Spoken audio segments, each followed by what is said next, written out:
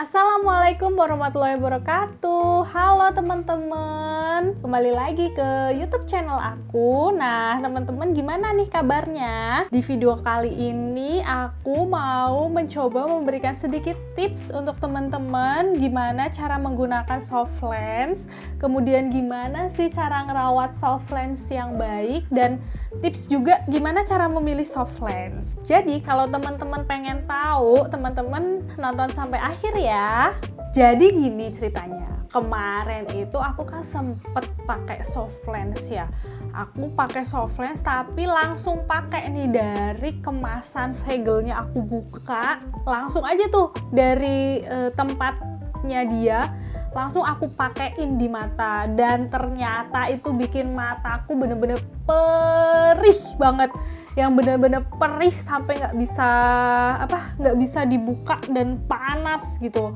Akhirnya aku bukalah itu soft lensnya, dan ternyata setelah aku baca-baca juga tuh, kalau mau pakai soft lens itu harus dibuka terlebih dahulu dan disimpan di rendaman air yang baru, di rendaman air soft lens maksudnya ya, dan di tempat soft lens yang baru. Setelah itu didiamkan beberapa saat, baru teman-teman bisa langsung pakai soft lens itu ke mata kita. Jadi biar mata kita tuh nggak perih, nggak langsung perih. Jadi setelah pakai soft lens yang baru itu, mata kita masih nyaman untuk pakai soft lens. Nah, langsung aja aku praktekin ya, biar teman-teman tahu juga nanti gambarannya gimana.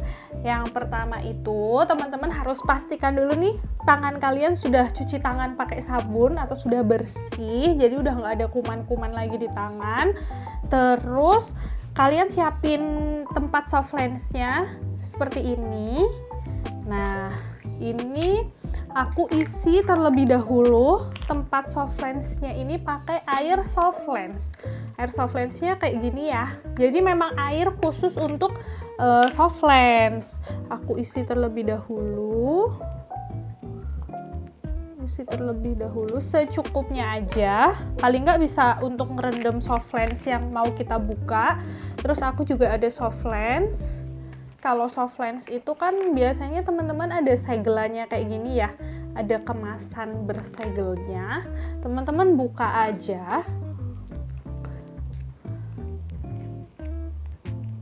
Kalau biasanya aku ngambil resepan airnya ini pakai tisu biar nggak terlalu basah. Kan udah ada nih, teman-teman langsung masukin ke air yang udah kita siapin tadi, air soft lens yang udah aku siapin terlebih dahulu. Yang satunya pun seperti itu, sama aja. Jadi dua-duanya udah aku masukin ke tempatnya.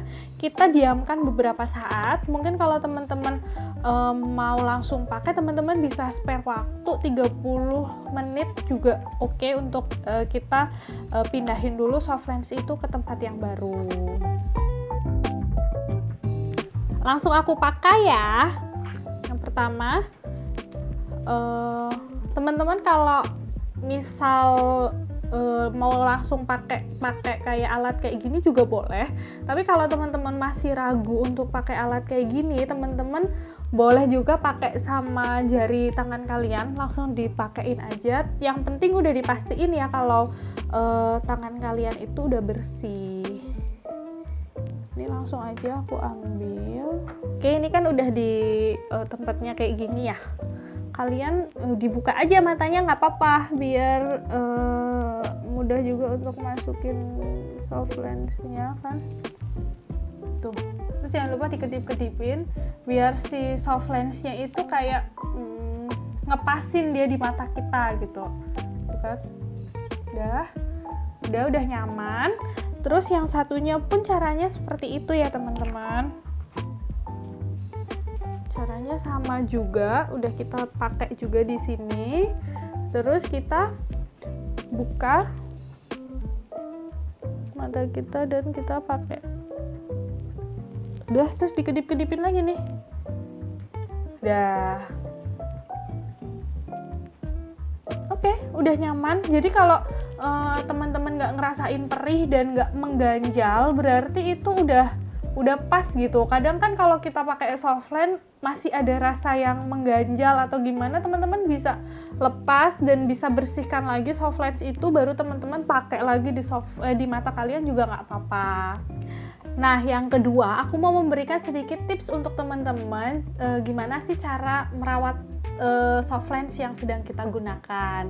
Yang pertama itu, soft lens itu maksimal hanya bisa dipakai 10-12 jam aja. Nah, saat penggunaan soft lens tersebut, apabila teman-teman ngerasa matanya udah kering atau matanya udah kerasa mengganjal, itu teman-teman bisa pakai tetes mata khusus untuk penggunaan soft lens nih, biar mata kita berair kembali, jadi nggak terlalu kering dan nggak terlalu pedih. Kemudian kalau teman-teman lagi pakai soft lens, teman-teman itu tidak disarankan untuk dipakai tidur dan berenang, karena kalau kita pakai tidur atau kita pakai berenang itu kecenderungan untuk terkena iritasi mata itu atau mata menjadi merah itu lebih tinggi, karena kalau kita lagi pakai tidur kan kita merem ya.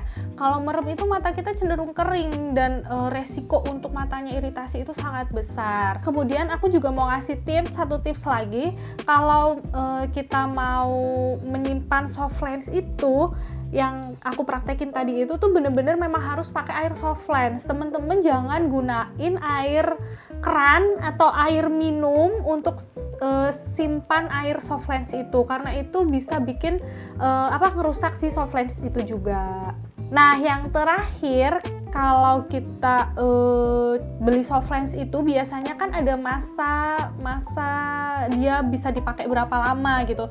Contoh ada yang bisa dipakai selama 3 bulan, kemudian ada juga yang bisa dipakai selama 6 bulan. Tapi kembali lagi teman-teman, kalau kita mau pakai soft lens dengan jangka waktu yang sudah yang sudah tertera di kemasan, kita harus ngerawat soft lens itu juga dengan baik. Penyimpanannya juga harus betul, terus ngerawat saat digunakan juga harus betul. Jadi biar masa penggunaan soft lens itu juga bisa sesuai. Nah, yang ketiga, aku mau ngasih sedikit tips untuk cara memilih soft lens yang baik. Yang pertama itu, teman-teman konsultasi terlebih dahulu ke dokter spesialis mata untuk tahu kondisi mata kalian itu seperti apa. Kemudian kalian pilih toko yang menjual soft lens itu yang menurut teman-teman itu percaya deh kalau aku beli soft lens di tempat itu. Dari segi kualitas, kemudian merek juga teman-teman harus perhatikan, dan kemudian pertimbangkan juga untuk tanggal kadaluarsanya. Teman-teman jangan lupa untuk selalu cek tanggal kadaluarsa dari soft lens yang teman-teman akan beli. Jadi lebih baik kita pakai soft lens yang tanggal kadaluarsanya itu masih lebih jauh, masih cukup jauh, sehingga lebih aman juga untuk dipakai di mata kita. Nah, itu dia tadi sedikit tips dan informasi tentang penggunaan soft lens. Kalau teman-teman butuh informasi yang lebih lengkap lagi, teman-teman bisa baca di Google atau di internet, atau teman-teman butuh yang lebih akurat lagi, teman-teman bisa tanyakan juga ke ahlinya atau ke dokter mata. Oke, demikian video aku kali ini. Mudah-mudahan bermanfaat untuk teman-teman, dan jangan lupa teman-teman untuk tonton video-video aku, dan jangan lupa juga untuk komen, like, dan subscribe YouTube channel aku. Terima kasih. Assalamualaikum.